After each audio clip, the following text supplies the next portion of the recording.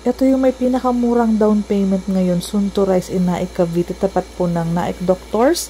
Katabi po halos ito ng San Lorenzo Ruiz, yung nadadaanan po sa may highway. So ito po, soon to rise pero malapit na malapit na. Open na tayo for line up sa mga gusto pong mauna sa mapa at maka-avail pa po ng lowest down payment. 15,000 po ang down payment nito, payable pa ng 3 months. So, ito pong model house na to is doon sa isang project nila sa Westdale.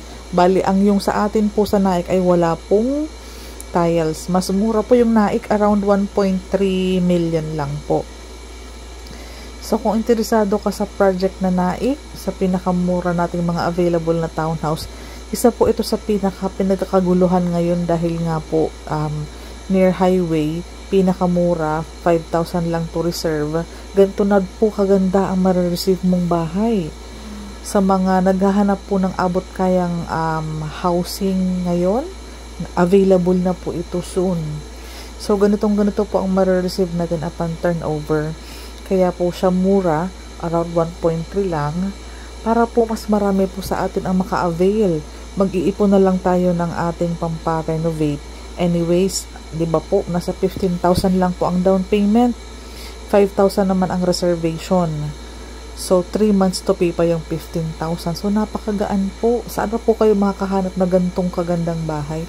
Ganyan po kamura. At Pag-ibig housing loan pa.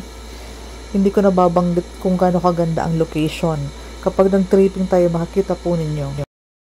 Malapit po kasi ito sa pamilihan, sa highway, sa mga hospitals, school, sa bayan po ng Naik.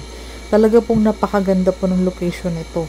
Bandang gitna lang po ito halos ng Naik. So, easy access tayo sa transportation, pamilihan, Hyper Panda, yung sa Stadium Mall, at sa yung mga bus po is dumadaan po mismo sa kalsada paglabas mo. Mga 400 meters, pwede nga pong lakarin. Ganun po kaganda itong incoming project na ito. Meron kami existing community sold out na sa Northdale Villas, sa may LTO ng Naik. Yung ganito naman pong itsura ng bahay na isa pa po, Westdale naman sa may Punta Dos. Yung isa pong darating din mga mid-year ngayong taon, Southdale Villas naman.